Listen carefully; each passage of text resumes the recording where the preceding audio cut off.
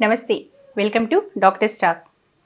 వర్షాకాలంలో ఇన్ఫెక్షన్లు, చలికాలంలో అలర్జీలు, ఈ పరీక్షల కాలంలో పిల్లల్లో డిప్రెషన్లు, యాంగ్జైటీలు సర్వసాధారణం. It's quite common. So NCERT survey ప్రకారం 9 నుంచి 12 తరగతి చదివే విద్యార్థుల్లో 80% మంది ఈ పరీక్షల టెన్షన్ వల్ల యాంగ్జైటీ, డిప్రెషన్ లాంటి సమస్యలతో బాధపడుతున్నారని తేలింది. సో ఈ నేపథ్యంలో ఇప్పుడు పరీక్షలు మొదలవబోతున్నాయి కాబట్టి ప్రముఖ సైకాలజిస్ట్ విశేష్ గారితో మాట్లాడి అసలు దీనికి సొల్యూషన్ ఏంటి, దీనికి కారణాలు ఏంటి, ఏం చేయాలి, పేరెంట్స్ ఎలా ఉండాలి, పిల్లలు ఎలా ఉండాలి, ఇలాంటి విషయాలన్నీ మాట్లాడదాం. నమస్తే సార్. నమస్తే రచన. బాగున్నారా sir? After long time. So actually exams start అవబోతున్నాయి sir. First 10th class exams start. పిల్లల కన్నా ఎక్కువ పేరెంట్స్ ఎక్కువ టెన్షన్ పడుతున్నారు. సో ఎవ్రీ ఇయర్ మనం ఎగ్జామ్స్ అవగానే ఎగ్జామ్స్ టైంలో కానీ, రిజల్ట్ టైంలో కానీ ఏదో పిల్లలు సూసైడ్ చేసుకోవడము, లేకపోతే ఇంకా ఎనీ కైండ్ ఆఫ్ చాలా దుర్వార్తలు వింటూ ఉంటాం. సో అందుకనే ముందుగానే అప్రమత్తం చేస్తే బాగుంటుందనే ఉద్దేశంతో నేను ఈ ఇంటర్వ్యూ ప్లాన్ చేశాను. సో ఎందుకు దీనికి అసలు మెయిన్గా ఎగ్జామ్స్ అంటే ఇప్పుడు ఇంతకుముందు మన కాలంలో ఇంత టెన్షన్స్ లేవు. ఇప్పుడు ఎగ్జామ్స్ అనగానే ఇంత ఇట్లా ఉడికిపోవడానికి కారణం ఏంటంటారు? ప్రధానమైన కారణం చదువుకి ఇంపార్టెన్స్ పెరగటం. ఓకే. చదువుకునే వాళ్ళ సంఖ్య పెరగటము, చదువుకి ఇంపార్టెన్స్ పెరగటము, మార్కులకి, ర్యాంకులకి ప్రాధాన్యం రావడం. ఓకే, ఇది ప్రధానంగా ఒత్తిడికి ప్రధానమైన కారణం. దీని గురించి నేను మాట్లాడటానికి నాకు చాలా పెద్ద అర్హత ఉందని అనుకుంటున్నా, సైకాలజిస్ట్ కంటే కూడా. ఎందుకంటే నేను చిన్నప్పటి నుంచి మెరిటోరియస్ స్టూడెంట్ని. ఓకే, 7th క్లాస్లో నాకు అప్పట్లో సమితి ఫస్ట్ వచ్చింది. I have received merit scholarship from 8th, 9th, 10th. Merit scholarship వచ్చిన గవర్నమెంట్ నుంచి. So every one thought of that I would be the school first 10th class. Meritorious స్టూడెంట్ని, బాగా యాక్టివ్గా ఉండేవాడిని కల్చరల్ యాక్టివిటీ అన్నింటిలో కూడా. సో ఖచ్చితంగా నాకు ఫస్ట్ వస్తుందని ఎక్స్పెక్ట్ చేశారు. నేను 10th క్లాస్ తప్పా. Really? Yes. So 10th class తప్పిన వాళ్ళు ఇప్పుడు ఇంత పెద్ద ఫేమస్ సైకాలజిస్ట్ అయ్యారు. 10th క్లాస్ నేను అప్పుడు కాంపోజిట్ మ్యాథమెటిక్స్లో 27 మార్కులు మాత్రమే వచ్చాయి. అప్పట్లో కాంపోజిట్ మ్యాథమెటిక్స్, జనరల్ మ్యాథ్స్ రెండు విడివిడిగా ఉండేవి అనమాట. కొంచెం తెలివైన వాళ్ళు కాంపోజిట్ మ్యాథ్స్లో ఉండేవాళ్ళు, మామూలుగా అందరూ జనరల్లో ఉండేవాళ్ళు. సో అప్పట్లో మనకు ఈ ఇంటర్నెట్ ఇవి లేదు కదా. ఐఎమ్ టాకింగ్ అబౌట్ 83లో 10th sir? 83 10th. So internet లేవు కదా, పేపర్లో నెంబర్ వచ్చేది. రిజల్ట్స్ వస్తే పేపర్లో వచ్చేది నెంబర్. ఫస్ట్ క్లాస్ చూసా, నెంబర్ లేదు. సెకండ్ క్లాస్ చూసా, నెంబర్ లేదు. థర్డ్ క్లాస్ చూసా, నెంబర్ లేదు. సో మ్యాథ్స్ పోయినా అర్థమైంది. మ్యాథ్స్ అయిపోయిందని అర్థమైంది. మ్యాథ్స్ పోయినా అర్థమైపోయింది. అర్థమైపోగానే I don't know the reason. నాకు ఇప్పుడు ఆలోచించుకుంటే కొంచెం నాకు కూడా ఆశ్చర్యంగా ఉంటుంది. ఆ వయసులో అట్లా ఎందుకు ఆలోచించాను. నేనేం ఏడవలేదు, బాధపడలేదు. అప్పుడు నిజంగా 10th క్లాస్ పోతే చాలా సీరియస్ ఇష్యూ అది. నేను సినిమాకి వెళ్ళా. You had celebrated your failure. అంటే మనకు క్లారిటీగా ఏం తెలుసు అంటే ఇది మ్యాథ్స్లో పోయిన విషయం అర్థమైపోయింది. ఇంకేం చేస్తాం మనం, పోయింది మళ్ళీ రాసుకోవాలి అంతే కదా, దీని గురించి ఏడ్చే ఉపయోగం లేదు కదా అని. మా మదర్ ఉన్నారు. ఇప్పుడు నేను మా పేరెంట్స్ కైట్లూరులో ఉండేవాళ్ళు, కృష్ణా డిస్ట్రిక్ట్. అక్కడికి వెళ్ళాను అన్నమాట సమ్మర్ హాలిడేస్కి. మా మదర్ని కాసేపు ఆమె మరీ మనం బాధపడకపోతే ఆమె బాధపడదని ఆమె కోసం 10 నిమిషాలు ఏడ్చినట్టు నటించి ఓ 10 రూపాయలు డబ్బులు తీసుకుని సినిమాకి వెళ్ళిపోయాను. నేను ఇంకా మళ్ళీ సినిమాని చూసిన తర్వాత మా మదర్ని అడిగి నేను ఇంటికి వెళ్ళిపోతాను అని చెప్పాను. మా ఊరు ప్రకాశం డిస్ట్రిక్ట్, మా ఊరికి వెళ్ళిపోతాను అని చెప్పాను. సరే అని డబ్బులు తీసుకొని బయలుదేరి వెళ్ళిపోయాను. నేను వెళ్ళిపోయిన గంటకి మా ఫాదర్ వచ్చాడు ఇంటికి. ఆయన క్యాంప్కి వెళ్ళి ఇంటికి వచ్చాడు. ఇంటికి వచ్చి వీడంటే వెళ్ళిపోయాడు, ఊరు వెళ్ళాడు. ఇదేంటి వాడు 10th క్లాస్ తప్పున్నాడు, వాడు ఏం చేసుకుంటాడేమో అని చెప్పేసి నా వెనక మా బావని పంపించారు. మా బావ కొత్తను మా ఇంట్లో ఉండేవాడు, అతన్ని మా వెనక డబ్బులు ఇచ్చి పంపించారు. నాకన్నా ముందు మా బావ వెళ్ళిపోయాడు ఊరికి. ఓకే, నాకన్నా 1 గంట 2 గంటలు వెనక బయలుదేరిన మా బావ నాకన్నా ముందు ఇంటికి వెళ్ళిపోయాడు. అట్లా ఎలాగా? సో ఇంట్లో ఇంకా మా తాత వాళ్ళకి కంగారు, మా బాబాయ్ వాళ్ళకి ఇప్పుడు ఏం చేసుకున్నాడు, 10th క్లాస్ తప్పున్నాడు, ఇంకా రాలేదు అని చెప్పేసి వాళ్ళు పాపం అప్పట్లో ఫోన్లు ఇవేం లేవు కదా, వాళ్ళు కంగారు పడతా ఉన్నారు. నేను తాపీగా దిగా, బస్ దిగింటికి వచ్చా. ఏరా ఇంత లేట్ అయిందంటే సినిమాకి వెళ్ళి వస్తున్నా అని చెప్పా. మళ్ళీ మధ్య వచ్చి దాన్ని నర్సరావుపేటలో దిగి అక్కడ సినిమా చూసుకుని మళ్ళీ ఇంటికి వెళ్ళాను అనమాట. సో అంటే failure is not a stop అనే విషయం నాకు అప్పట్లో అర్థమైంది. తర్వాత ఎలా అర్థమైందో తెలియదు, ఇలా తెలియదు, నాకు తెలియదు, నిజంగా తెలియదు. అంటే ఒకటి మనకి తెలివితేటలు ఉన్న విషయం మనకు తెలుసు, మ్యాథ్స్ ఎందుకు ఫెయిల్ అయ్యామో మనకు తెలుసు, మ్యాథ్స్ ఫెయిల్ అయ్యామని తెలుసు, ఎందుకు ఫెయిల్ అయ్యామో మనకు తెలుసు. సో ఇంకొక అటెంప్ట్ చెప్పి వేరే మార్గం లేదు మనకి, ఇంకా వేరే మార్గం లేదు కాబట్టి డిసైడ్ అయిపోయా. ఒక 1 month తర్వాత మా ఫాదర్ వచ్చాడు. మా ఫాదర్ వచ్చి మరి ఏంటి సంగతి అన్నాడు. అంటే మళ్ళీ మొత్తం రాస్తా అని చెప్పా, అన్ని సబ్జెక్ట్స్ మళ్ళీ 10th class చదువుతా అన్న. పర్లేదా అన్నాడు. అంటే can you cope up with అనే పాయింట్ ఆఫ్ వ్యూ పర్లేదా, చదవగలవా అన్నాడు. చదువుతానన్నా అన్న. ఓకే అన్నాడు, అంతే అయిపోయింది. సో మొత్తం 10th class మొత్తం చదివా మళ్ళీ. సో 10 మొత్తం చదివితే ఐ థింక్ ఐ గాట్ 246 ఎంతో వచ్చింది, సారీ 446 ఐ స్కోర్డ్. అదే మ్యాథమెటిక్స్లో 73 మార్క్స్ వచ్చినాయి, 27 to 73 మార్క్స్ వచ్చాయి. అప్పుడు ఎందుకు పోయిందో మరి? అప్పుడు మాకు టీచర్ లేరు, నేను ట్యూషన్కి వెళ్ళలేదు, సో క్లాసులు ఎగ్గొట్టాను. ఇవన్నీ ఉన్నాయి, మనకి ఫ్యాక్టర్స్ మనకు తెలుసు. ఓకే తెలుసు కాబట్టి క్లారిటీ ఉంది కాబట్టి విన్నా. అయిపోయింది. 10th అయిన తర్వాత ఇంకా మనకు మ్యాథ్స్ మనకు వర్కౌట్ కదా అర్థమైపోయింది, బైపీసీకి వెళ్ళిపోయా.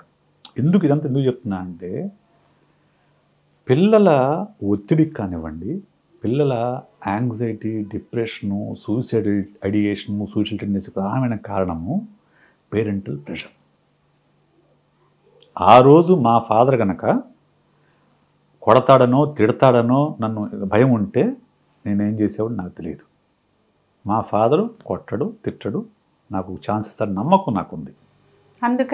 అందుకు కాబట్టి నేను దాన్ని పెద్ద సీరియస్గా తీసుకోలే. ఫెయిల్ అయ్యాము, ఏం చేస్తాం, ఏం చేయలేం కదా మనం. ఇప్పుడు ఏమో మళ్ళీ వెనక్కి రాలేం కదా ఎగ్జామ్స్. ఇప్పటిలాగా అప్పుడు వెంటనే ఎగ్జామ్స్ ఉంటుంది, మళ్ళీ మార్చి సెప్టెంబరే, వేరే ఛాన్స్ ఏం లేదు అప్పుడు. So that is the reason, parental pressure. I have seen several cases అండి, సెవరల్ కేసెస్. కౌన్సిలింగ్కి వస్తుంటారు కదా పాపం పిల్లలు. ఇప్పుడు స్కూల్లో క్లాస్లో ఒక 80 మంది పిల్లలు ఉంటే ఒకడే ఫస్ట్ వస్తాడు, అందరు రాలేరు కదా.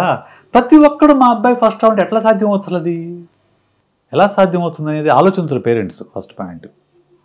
మోరోవర్ వాళ్ళ ఇంట్రెస్ట్ గుర్తించకుండా, వాళ్ళకి దేంట్లో ఇంట్రెస్ట్ ఉంది, లేదంటే ఎలాంటి స్కిల్ సెట్ ఉంది, ఎలాంటి ఇంటెలిజెన్స్ ఎక్కువగా వాళ్ళలో ఉంది అనేది గుర్తించకుండా అందరికీ ఒకటే ఏంటది మనకు IIT JEE, NEET, EAMCET, CA, IAS, 5 civils, ఈ 5 అంతే తప్ప వాళ్ళు డ్యాన్స్ టాలెంట్ ఉందా, వాళ్ళు మ్యూజిక్ బాగుంటుందా, వాడు యాక్షన్ బాగా చేస్తాడా, లేకుంటే వాడు బిజినెస్ బాగా చేస్తాడా, లేకుంటే వాడు లీడర్షిప్ క్వాలిటీస్ ఉన్నాయా, ఏవి, వాడు గేమ్స్ బాగా ఆడతాడా, స్పోర్ట్స్ బాగా ఆడతాడా, చాలా ఉన్నాయి. There are 9 intelligences. But we consider only the marks and ranks as the criteria for the intelligence. That is the main problem in the education system and main problem with the parents. కానీ sir ఇప్పుడు అంటే మామూలుగా నేను discuss చేసినప్పుడు చాలామంది parents చెప్పేది ఏంటంటే ఇప్పుడు చదువుకుంటేనే కదా, ఇందులో చదువులో మార్క్స్ వచ్చి ఆ సర్టిఫికేట్ పెట్టుకుంటేనే కదా రేపొద్దున ఉద్యోగంలో స్థిరపడేది, 4 రాళ్ళు సంపాదించుకోగలిగేది. మిగతా యాక్టివిటీస్ వల్ల తొందరగా సెటిల్ కారు, వాళ్ళు డబ్బులు రావు, వాళ్ళు ఎట్లా సెటిల్ అవుతారు? అది ఆ భయం పేరెంట్స్లో కూడా ఉంటుంది కదా సార్, అది ఎట్లా? You are absolutely right. నేను చెప్తా, ఎందుకు దానికి రీజన్ చెప్తా. సహజంగా ఎప్పుడైనా కానివ్వండి, దాన్ని స్టాటిస్టిక్స్లో ఇట్లా ఉంటుందని bell curve okay, bell curve ఇట్లా వస్తుంది స్టాటిస్టిక్స్లో. మెజారిటీ మెంబర్స్ ఈ మధ్యలో ఉంటారు. ఇటు ఎక్స్ట్రీమ్ ఫెయిల్యూర్స్ ఉంటారు, ఇటు ఎక్స్ట్రీమ్ సక్సెస్ఫుల్ పర్సన్స్ ఉంటారు. రైట్. మన సిస్టంలో, ఎడ్యుకేషన్ సిస్టంలో మనం మొత్తం కూడా జాబ్ ఓరియంటెడ్ ఎడ్యుకేషన్ సిస్టమ్ ఉంది మనకు, జాబ్ ఓరియంటెడ్. కానీ ఇంతమందికి ఉద్యోగాలు సాధ్యం అనే విషయం కూడా ఆలోచించాలి మనం. అబ్సల్యూట్లీ సాధ్యం కాదు. So every one has to improve their skills to stand on their own. Okay. More over ఇప్పుడు మనం మాట్లాడుకుంటున్నామని చెప్తున్నాను, ఏఐ వల్ల రాబోయే 10 సంవత్సరాల్లో కొన్ని కోట్ల ఉద్యోగాలు పోబోతున్నాయి. కోట్ల ఉద్యోగాలు. ఎవరికైతే స్పెసిఫిక్ స్కిల్ సెట్ ఉందో, ఎవరైతే నిజంగా తమ టాలెంట్ను గుర్తించి నిలబడగలుగుతారో వాళ్ళు మాత్రం మార్కెట్లో ఉంటారు. క్రియేటివ్ స్కిల్స్ ఉన్న వాళ్ళు మాత్రం మార్కెట్ ఉంటారు. మిగతా మొత్తం పోతారు. రొటీన్ జాబ్స్ పోతాయి మొత్తం. క్లరికల్ జాబ్స్, ఫ్యాక్టరీ జాబ్స్ ఇవేమి ఉండవు. సాఫ్ట్వేర్ కూడా పోతాయి. ఎప్పుడైనా తగ్గుతాయి. సాఫ్ట్వేర్ నెంబర్ తగ్గుతుంది. ఎందుకంటే కోడ్ అది రాసేస్తుంది, ఏఐ కోడ్ రాసేస్తుంది. సో దాన్ని ఫీడ్ చేసేది ఉంటే చాలు, కోడింగ్ మొత్తం అది రాసేస్తుంది. సో ఇవన్నీ పోతాయి. కాబట్టి ఇకనైనా పేరెంట్స్ మేలుకొని ప్రతి పిల్లవాడిలో కూడా, ప్రతి బిడ్డలో కూడా ఖచ్చితంగా తనదైన టాలెంట్ ఏదో ఉంటుంది. తనదైన టాలెంట్ ఉంటుంది. ఆ టాలెంట్ని గుర్తించి దాన్ని ఎంకరేజ్ చేస్తే, ఐఎమ్ నాట్ డినయింగ్ దట్ చదువుకోవద్దని కాదు నేను చెప్పేది. చదువుకున్నప్పుడు చదువుతోనే మొత్తం ఉద్యోగాలు వస్తుందని కాకుండా, చదువుకుంటూనే తన టాలెంట్ తను ఎంకరేజ్ చేస్తే మామూలు రెగ్యులర్ 10th క్లాస్ మామూలు పాస్ అవుతారు. ఈ టాలెంట్లో సక్సెస్ అయ్యే అవకాశాలు పెరుగుతాయి. అలా కాకుండా చదువు మీద ఫోకస్ చేస్తే ఇక్కడ మార్కులు రావు, అక్కడ వాళ్ళకు స్కిల్ సెట్ రాదు. రెండింటికి చెడని రేవడిగా అయిపోతారు. So that is the main reason.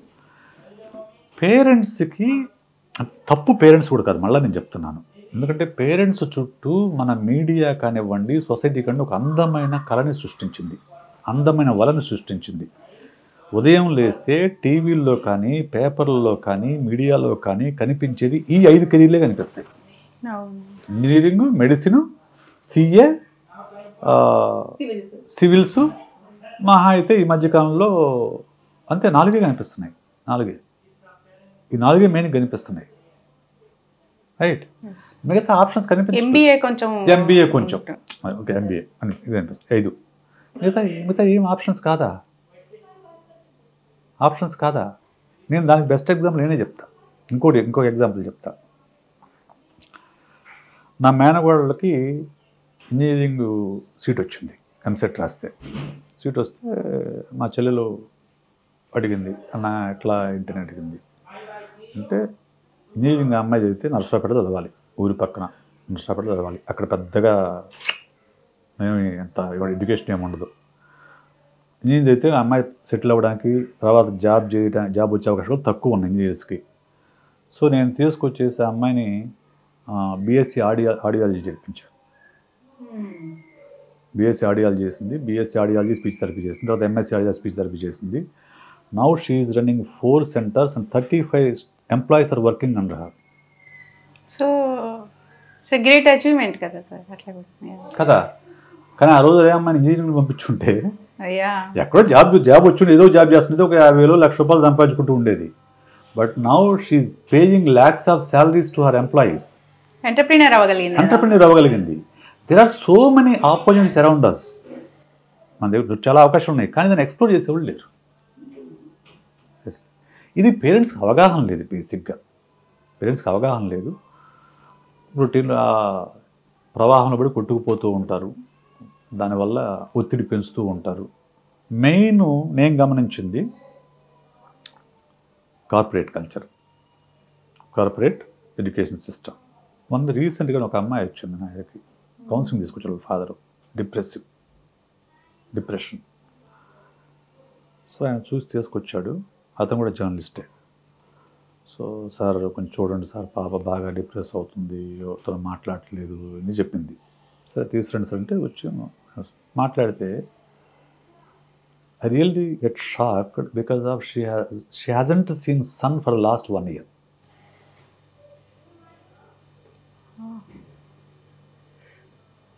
సూర్యుడిని చూసి సంవత్సరం అవుతుంట అమ్మాయి. డిప్రెషన్ రాక ఇంకేం వస్తుంది? ఎందుకలాగా అంటే చదువుతూ కూర్చుందేమో. ఇంకా కాదు, క్లాస్ రూమ్లో బందీ, హాస్టల్ పక్కనే కాలేజీ. హాస్టల్లోకి సన్ రేస్ పడవు, కాలేజీలోకి సన్ రేస్ పడవు. దానికి దీని మధ్య ఒక గేట్ ఉంటుందంట. అంతే. ఉదయం లేయడం, ఫాస్ట్ రెడీ అవ్వడము, బ్రేక్ఫాస్ట్ చేసుకోవడం, కాలేజీకి వెళ్ళిపోవడం, కాలేజీలో క్లాస్ అయిపోగానే మళ్ళీ హాస్టల్లోకి రావడం. ఇంకేమన్నా ఫిజియలాజికల్లీ కూడా విటమిన్ డి పడిపోతుంది కదా సార్. ఎక్స్పోజర్ లేదు, confine to your room, dark rooms. So ఆటోమేటిక్గా డిప్రెషన్కి వెళ్ళిపోయింది అమ్మాయి. అదే చెప్పాను, అదేంటి సార్ మీరు చూసుకోరా అంటే, 2 ఏళ్ళే కదా చదువు చూసుకోవాలంటారు. 2 ఏళ్ళే కదా సార్. ఇదొక ఇంకొక సమస్య ఏంటంటే పేరెంట్స్కి పిల్లలకి తెలియని విషయం ఏంటంటే 2 ఏళ్లే కదా ఎందుకు సర్దుబాటు చేసుకుంటే అయిపోతుంది కదా అని అంటారు. ఓకే, నిజమే, 2 ఏళ్ళు సర్దుబాటు చేసుకుంటే మిగతా టైము వాళ్ళు లైఫ్లో సెటిల్ అవ్వచ్చు. కానీ ఈ అడ్జస్ట్మెంట్ అనేది, స్ట్రెస్కి అడ్జస్ట్ కావడం అనేది ఒక్కొక్కళ్ళకి ఒక్కొక్క రకంగా ఉంటుంది. వాళ్ళ కోపింగ్ కెపాసిటీ కొందరు కోపింగ్ కెపాసిటీ ఎక్కువ ఉంటుంది, కొందరు తక్కువ ఉంటుంది. ఆ కోపింగ్ కెపాసిటీ వచ్చిన తర్వాత, ఫుల్ కెపాసిటీ వచ్చిన తర్వాత కొద్దిపాటి స్ట్రెస్ కూడా భరించలేరు. అది దాటిన తర్వాత ఒక పాయింట్ దాటిన తర్వాత చిన్న స్ట్రెస్ కూడా భరించలేరు. They will take extreme steps.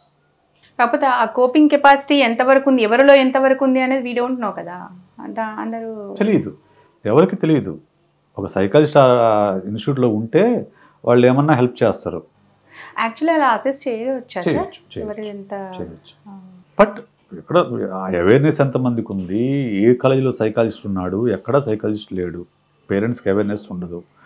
వీళ్ళు ఏమంటారు, 2 ఏళ్ళు కదా తద్దుకోవచ్చు కదా అంటారు. కానీ పిల్లలు భరిస్తారు, ఎక్కడో చోట బ్రేక్ పాయింట్లో ఇప్పుడు ఎలాంటి డెసిషన్ తీసుకుంటారు? అప్పుడు ఎక్స్ట్రీమ్ డెసిషన్స్ తీసుకుంటారు. సార్, ఇప్పుడు అంటే ఈ కార్పొరేట్ ఎడ్యుకేషన్ సిస్టమ్ని ఎస్పెషల్లీ ఇంటర్మీడియట్ స్టేజ్లో అంటే పేరెంట్సే దాన్ని పెంచి పోషిస్తున్నారు అనుకోవచ్చా ఒక రకంగా? అది ఇంతకుముందు లేదు కదా సార్. ఇప్పుడు మాయండి. ఇప్పుడు మనము దాన్ని ఏమంటాం, మేము కల్చర్ స్పేస్ అంటాం. కల్చర్ స్పేస్ అంటే మన చుట్టూ ఒక కల్చర్ ఉంటుంది. ఓకే, ఇప్పుడు అదర్వైజ్ ఇట్ కాల్ మ్యాట్రిక్స్. మన చుట్టూ ఒక మ్యాట్రిక్స్ లాంటి నిర్మాణం ఉంటుంది. ఒక సొసైటీ ఒక మ్యాట్రిక్స్. ఏమవుతుంది, మన చుట్టూ అవే ఉదాహరణలు కనిపిస్తున్నప్పుడు అంతకుమించి మనం ఆలోచించలేము. పేరెంట్స్ పరిస్థితి ఏంటంటే, మీడియా ఓపెన్ చేసినా, లేకుంటే సోషల్ మీడియాకి వెళ్ళినా, ఎక్కడికి వెళ్ళినా కానీ మీకు కనిపిస్తున్నవి 5 కెరీర్లే కనిపిస్తున్నాయి. సో అందులోకి వెళ్తే తప్ప మా పిల్లలకి సక్సెస్ లేదు. మీరు ఇందాకన్నారే, ఇది చదివితే తప్ప వాళ్ళ జీవితంలో సెటిల్ కాలేరు అనే ఒక ఉద్దేశంతో వాళ్ళు అటు పంపిస్తున్నారు. వాళ్ళు అంతకుమించి ఆలోచించలేకపోతున్నారు. ఆలోచించే పేరెంట్స్ ఎప్పుడు కూడా దీంట్లో పంపించట్లేదు. మీకు చిన్న ఉదాహరణ చెప్తా. ఈ హైదరాబాద్లో కానీ, ఈ తెలుగు రాష్ట్రాల్లో కానివ్వండి, బాగా డబ్బున్న వాళ్ళ పిల్లలు ఎవరూ కూడా జేఈఈ రాయలేదు, నీట్ రాయలేదు, ఎంసెట్ రాయలేదు. వాళ్ళు రాయరు. అవునా? Only middle class. ఎందుకంటే వాళ్లకు కావాల్సింది తమ బిజినెస్ని కంటిన్యూ చేయడానికి కావాల్సిన MBA డిగ్రీలు కావాలి. కాబట్టి వాళ్ళు డబ్బులు పెట్టి బయటకు వెళ్తే MBA డిగ్రీ చదువుకొని వస్తారు. ఓకే, వాళ్ళ పేరెంట్స్ కనుక మెడిసిన్ డాక్టర్లు అయి ఉంటే వాళ్ళ హాస్పిటల్ మెయింటైన్ చేయడం కోసం చదివిన మెడిసిన్ అప్పుడు చదువుతారు అంతే తప్ప, otherwise they won't get in to these kind of degrees. Middle class వాళ్ళు మన పిల్లలకి సెటిల్ కావాలనే ఉద్దేశంతో ఇటువైపు తోస్తూ ఉంటారు. కానీ పిల్లలు సెటిల్ కావడానికి చాలా రకరకాల మార్గాలు ఉన్నాయి. ఈ 5 మాత్రమే కాదు. అది ముందు అర్థం చేసుకోవాలి. అర్థం చేసుకొని పిల్లల మీద స్ట్రెస్ తగ్గించాలి. ఇంకొకటి కూడా చెప్తాను మీకు. పేరెంట్స్ స్ట్రెస్సే కాదు, పిల్లల మీద పీర్ ప్రెషర్ ఉంది. Peer pressure, self imposed pressure కూడా ఉంది. సెల్ఫ్ ఇంపోజ్ అంటే చూస్తారు, మా పెదనాన్న కొడుక్కి IIT చదువుతున్నారు, మా మామయ్య కూతురు నీట్ చదువుతుంది, నేను కూడా వాళ్ళతో కంపీట్ చేయాలి, నేను కూడా నీట్ సీట్ సంపాదించుకోవాలి అని వాళ్ళకు వాళ్ళే ఇంపోజ్ చేసుకుంటారు. ఓవర్ ప్రెషర్ ఇంపోజ్ చేస్తారు. ఎప్పుడైతే దాన్ని మీట్ అవ్వలేరో దే గెట్ డిప్రెస్ ఆర్ సాధించలేము అనే యాంగ్జైటీ లెవెల్స్ పెరగవచ్చు. సాధించలేనప్పుడు డిప్రెషన్ గురి కావచ్చు. సాధించలేనప్పుడు సూసైడ్ టెండెన్సీ కూడా దారి తీయవచ్చు. సో ఈ ప్రెషర్స్ ఇవన్నిటినీ తప్పించుకోవాలంటే ఏకైక మార్గం పేరెంటల్ సపోర్ట్. నేను అదే చాలాసార్లు చెప్తూ ఉంటా, you can't change the system. మనం ఎన్ని వీడియోలు చేసినా కానీ సిస్టమ్ మారదు. ఈ సిస్టమ్ మారాలంటే పోరాటం చేయాలి. పోరాటం చేసే వాతావరణం ఇప్పుడు మన చుట్టూ లేదు, ఇది క్లియర్. ఓకే, ఈ కార్పొరేట్ ఢీకొని ఎడ్యుకేషన్ సిస్టమ్ మొత్తం మార్చే అంత పరిస్థితి ఏమీ లేదు. సిస్టమ్ మార్చడం మామూలు సమాజంలో సాధ్యం కాదు కదా సార్. నాకు కొంతలో కొంత మరి పేరెంట్స్ ఏం చేయాలంటే కొంతలో కొంత ఏపీలో ఎడ్యుకేషన్ సిస్టమ్ మారే క్రమంలో అడుగులు పడుతున్నాయి.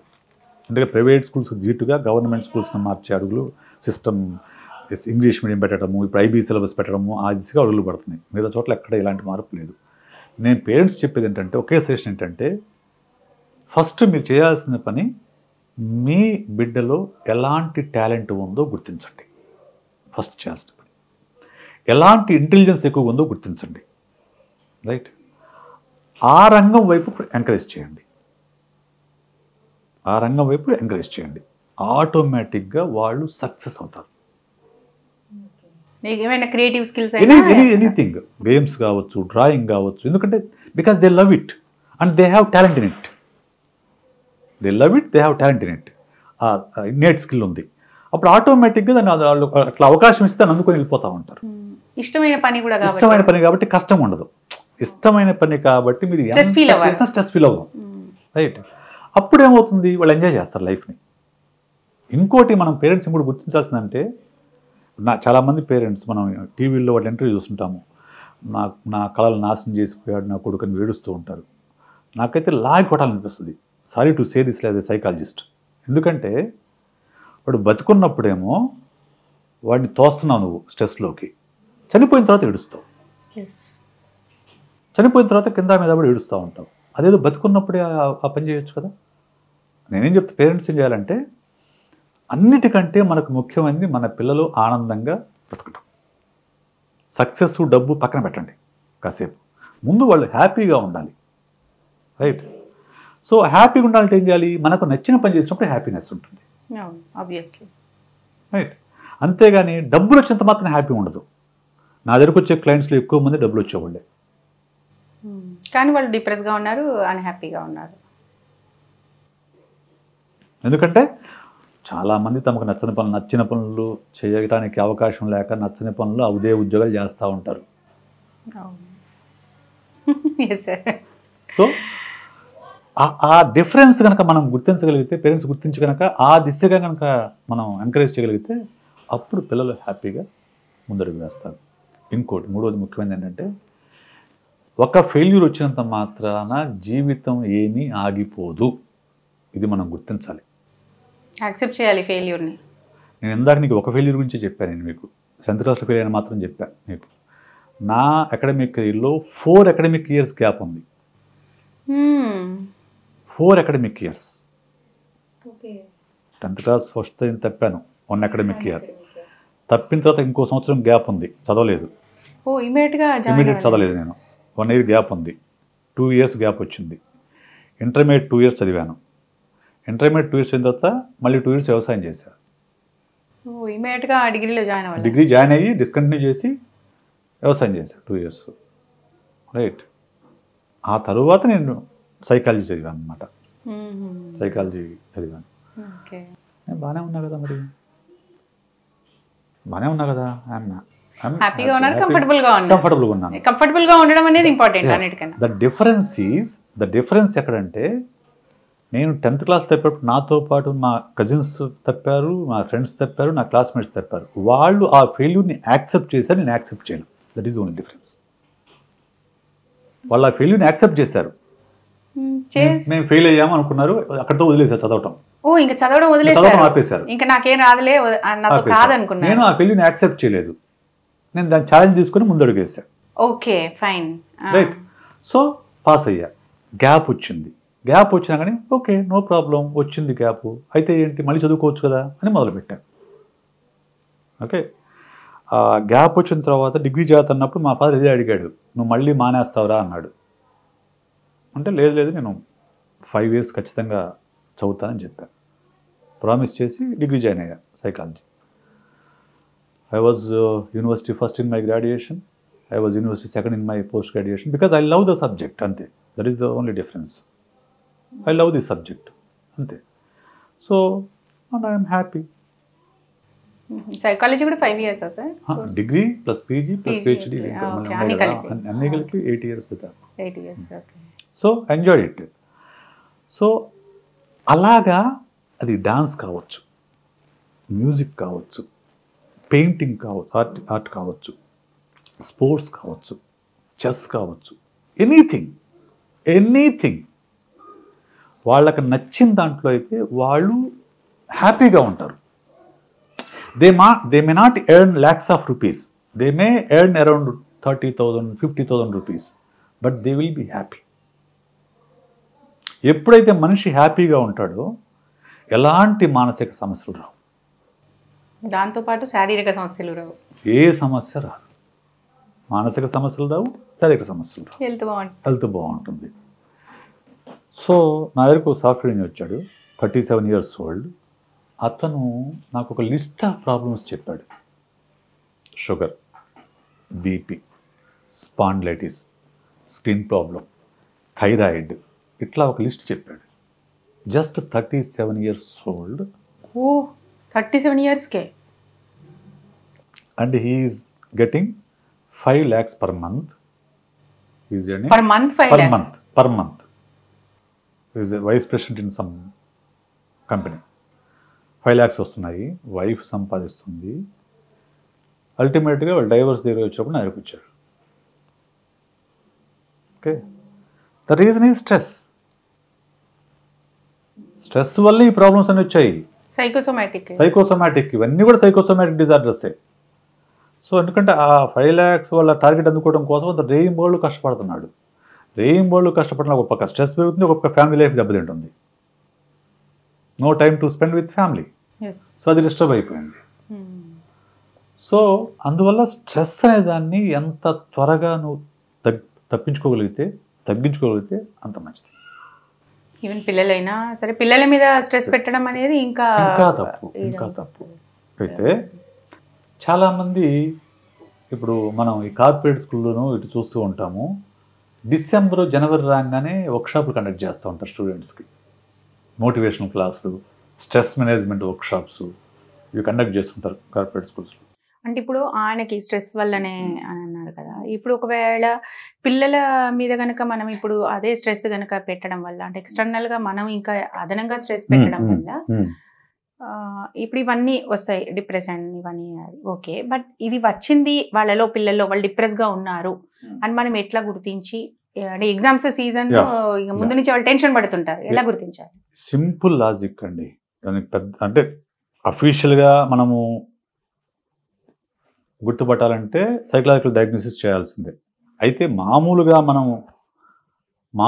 మనం అర్థం చేసుకోవడానికి వాళ్ళ ప్రవర్తనలో కానీ వాళ్ళ మాటల్లో కానీ సడన్గా కనుక మార్పు కనుక వస్తే, నిద్రలో, ఆకలి, ప్రవర్తన, మాటలు, వీటిలో సడన్గా కనుక మార్పు కనుక వస్తే ఖచ్చితంగా వాళ్ళకి ఏదో లోపల నడుస్తున్న విషయం అర్థం చేసుకోవాలి. యాంగ్జైటీ ఫీల్ అవ్వచ్చు, డిప్రెషన్ కావచ్చు, ఇంకొకరికి కావచ్చు కూడా.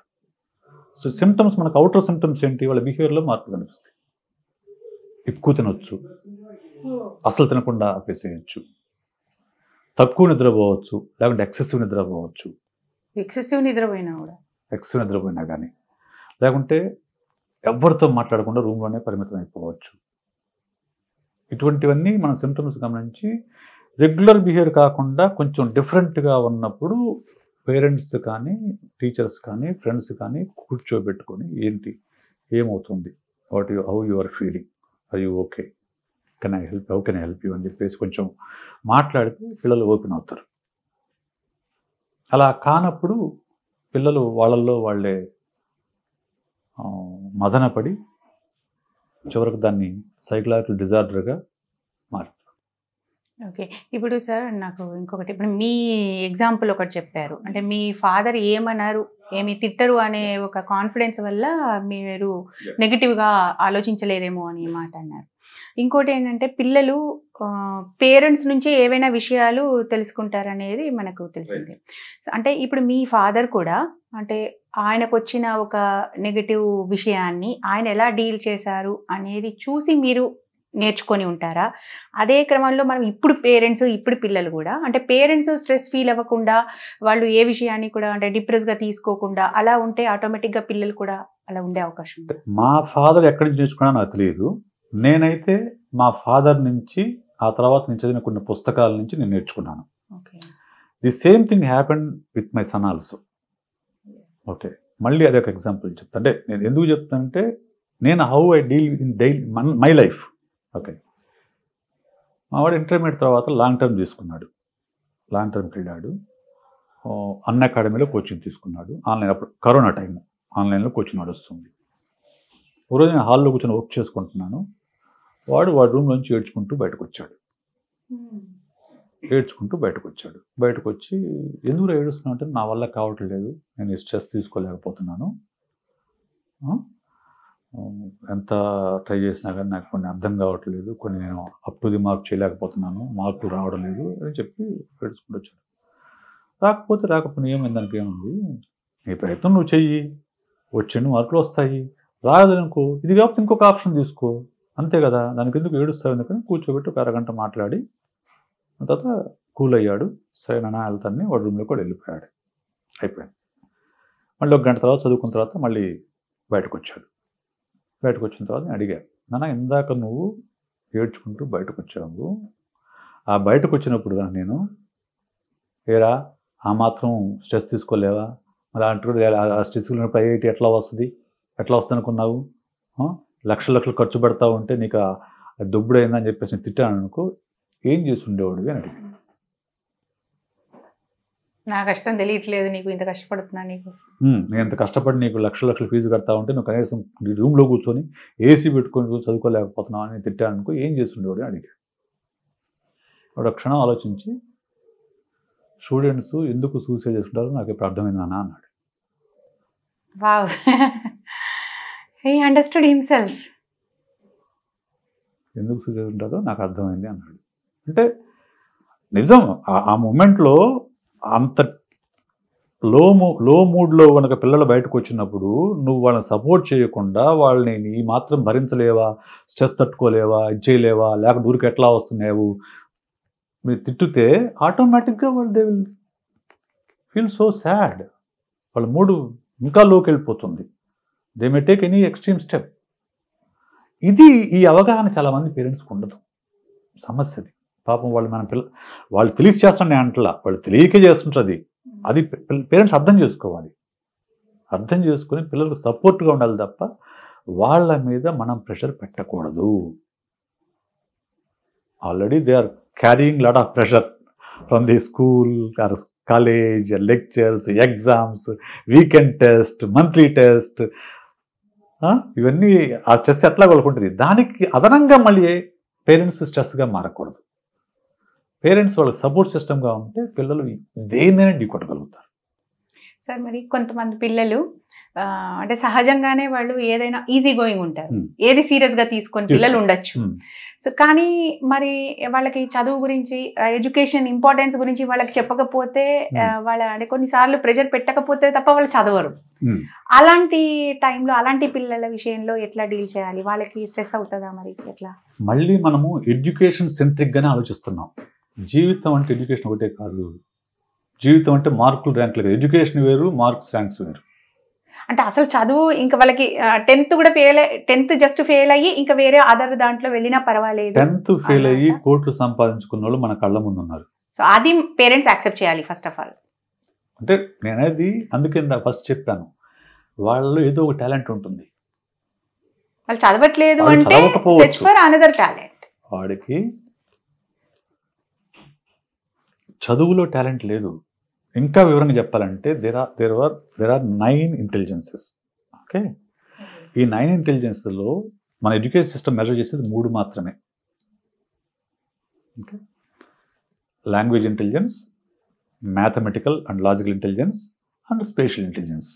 ఈ 3టిని మాత్రమే మన ఎడ్యుకేషన్ సిస్టమ్ మెజర్ చేస్తుంది. మిగతా 6టిని అసలు పట్టించుకోదు. మిగతా 6 ఏంటి సార్? మ్యూజిక్ ఎవరన్నా మెజర్ చేస్తారా? మ్యూజిక్ ఇంటెలిజెన్స్ని.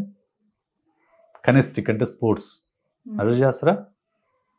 ఏదో కొన్ని గేమ్స్ నడుస్తాయి కానీ ఇప్పుడు కార్పొరేట్ స్కూల్స్ అవి కూడా లేవు. రైట్. ఇంటర్పర్సనల్ ఇంటెలిజెన్స్ అంటే వాడు చదువు ఉండదు కానీ మనుషుల్ని బాగా మాయ చేయగలడు, ఒక టీమ్గా బాగా కూడగట్టగలడు. మనం చూస్తాం కదా, వాడు ఏం లేకపోయినా వాడు చుట్టూ ఎప్పుడు ఒక గ్యాంగ్ ఉంటుంది. Interpersonal intelligence. ఇంట్రాపర్సనల్, వాడు ఏం లేకపోయినా వాడితో వాడు హ్యాపీగా ఉంటాడు. ఓకే. తర్వాత ఎగ్జిస్టెన్షియల్, అసలు నేను ఎందుకు ఇలా బతుకుతున్నా అనే విషయం వాడికి క్లారిటీ ఉంటుంది వాడికి. What to do, what not to do, what is life, why I'm living ఉంటుంది. న్యాచురల్ ఇంటెలిజెన్స్, న్యాచురలిస్టిక్ అంటే ప్రకృతి ఎలా ఉంటుంది, వీటి ఎలా ఉంటుంది అనేది. వీటి గురించి ఎక్కడన్నా మన సిలబస్లో ఉంటుందా? ఈ మ్యూజిక్ లోనే డాన్స్ ఇంకా అన్ని క్రియేటివ్ స్కిల్స్ వస్తాయి. మ్యూజిక్ ఇంటెలిజెన్స్ వేరు, డాన్స్ వచ్చేసి కనెస్టిక్ లోకి వస్తుంది. Games and sports and dance ఒక కేటగిరీలోకి వస్తాయి. అంటే బాడీ మీద వాళ్ళకి ఎక్కువ అవగాహన ఉంటుంది, బాడీ మీద కంట్రోల్ ఉంటుంది వాళ్ళకు, ఆ మూవ్మెంట్స్ మీద కంట్రోల్ ఉంటుంది, ఫ్లెక్సిబుల్ గా ఉంటుంది వాళ్ళు. ఓకే, ఆర్ట్ అట్లా కూడా ఉంటారు కదా సార్, ఆర్టిస్టిక్ వాళ్ళు ఇక్కడికి వస్తారు, ఇంటర్పర్సనల్ ఇంటెలిజెన్స్ లోకి వస్తారు. ఓకే, తర్వాత ఈ కొంత ఈ మ్యూజికల్ ఇంటెలిజెన్స్ లో ఉండొచ్చు. సో ఇవన్నీ మనం గమనించం, అసలు మన సిస్టమ్ గమనించదు. వాటిని ఒక ఇంటెలిజెన్స్ గానే మనం పరిగణనలోకి తీసుకోం అసలు. కాబట్టి మనం ఇది అర్థమైతే ప్రాబ్లం లేదు, ఇది అర్థమైతే మనము దాంట్లో ఎంకరేజ్ చేస్తే. అందుకని నేను ఏం చెప్తాను పేరెంట్స్కి, ఖచ్చితంగా 10th క్లాస్లో మీరు కెరీర్ గైడెన్స్ తీసుకోండి పిల్లలకి, అట్లీస్ట్ 10th క్లాస్లో. ఎందుకంటే కెరీర్ గైడెన్స్లో మేము ఇవన్నీ మెజర్ చేస్తాం. వాళ్ళ ఇంటెలిజెన్స్ ఏంటి, వాళ్ళ యాటిట్యూడ్ ఏంటి, వాళ్ళ యాప్టిట్యూడ్ ఏంటి, వాళ్ళ గోల్ ఏంటి, వాళ్ళ డ్రీమ్ ఏంటి, ఇవన్నీ మెజర్ చేసిన తర్వాత దాన్ని బట్టి ఈ రంగంలో అయితే నువ్వు ఈజీగా సక్సెస్ కాగలవని చెప్తాం. Because you have this intelligence, this aptitude, ఈ రంగం నీకు బాగుంది ఈ ఏరియాలో, సో ఈ ఏరియాకి వెళ్తే నువ్వు ఈజీగా సక్సెస్ అవుతావు.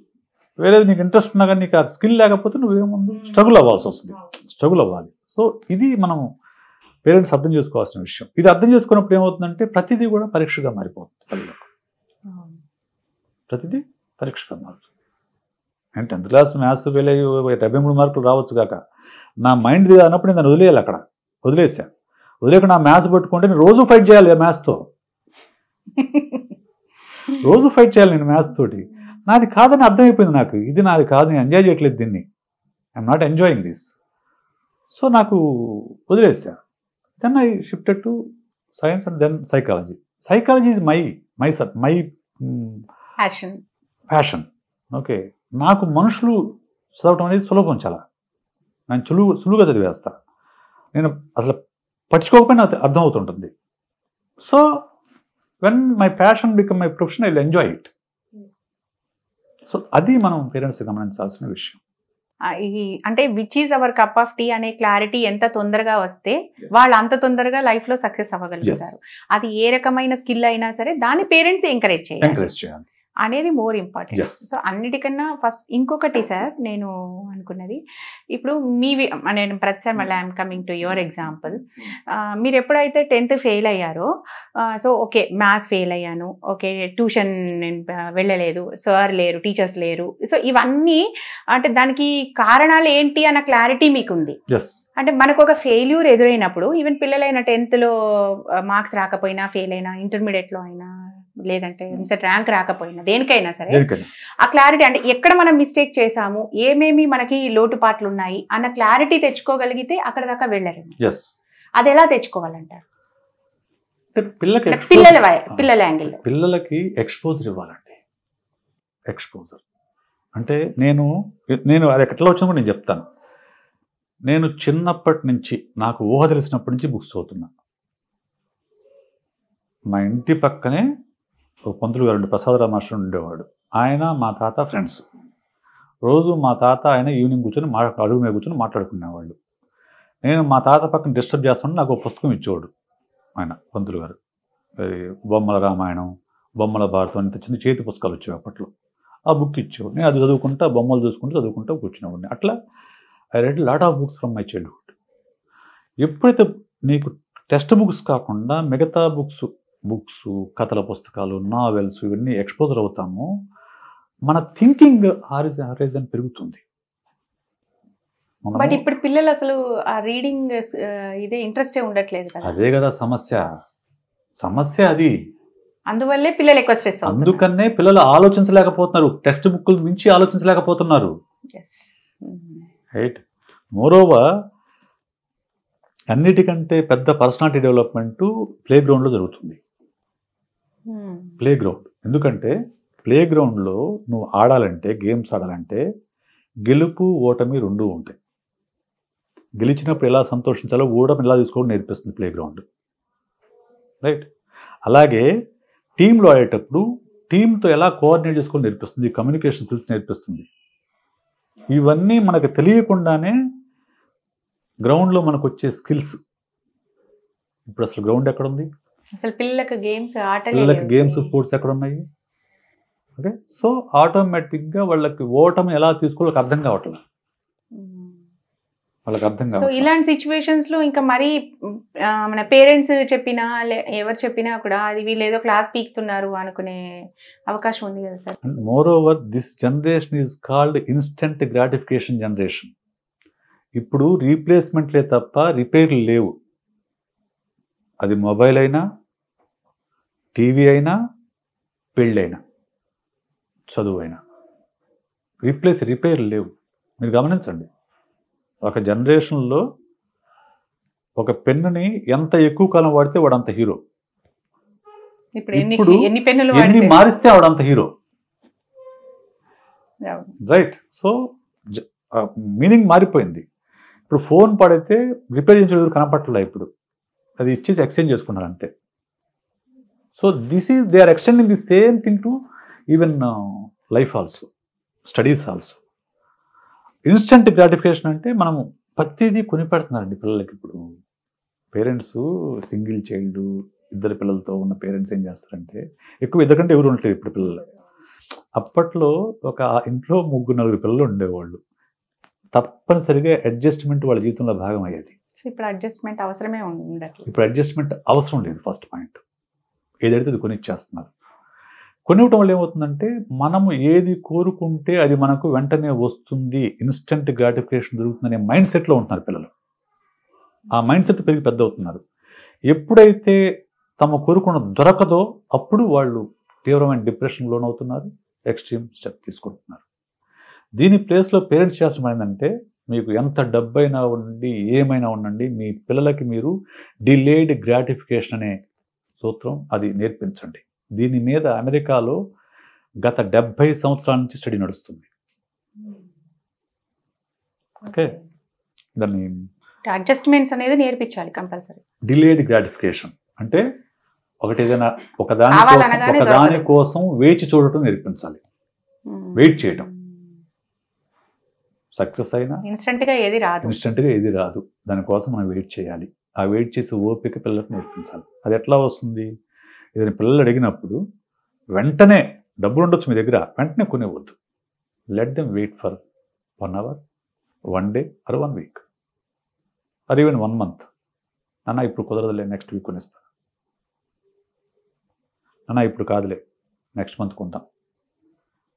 అప్పుడు పిల్లలకు ఆటోమేటిక్గా ఓకే, మనం ఒక వారం వెయిట్ చేస్తే మనకు కోరుకున్నది వస్తుంది అనేది అది అలవాటు అవుతుంది. రైట్, అలవాటు అయితే రేపు ఒక ఫెయిల్యూర్ వచ్చినా కానీ వాళ్ళు నో ప్రాబ్లం, మనం వెయిట్ చేయాలి అని అలవాటు అవుతుంది. అది పేరెంట్స్ చేయాల్సిన పని, అది పేరెంటింగ్లో భాగంగా చేయాల్సిన పని.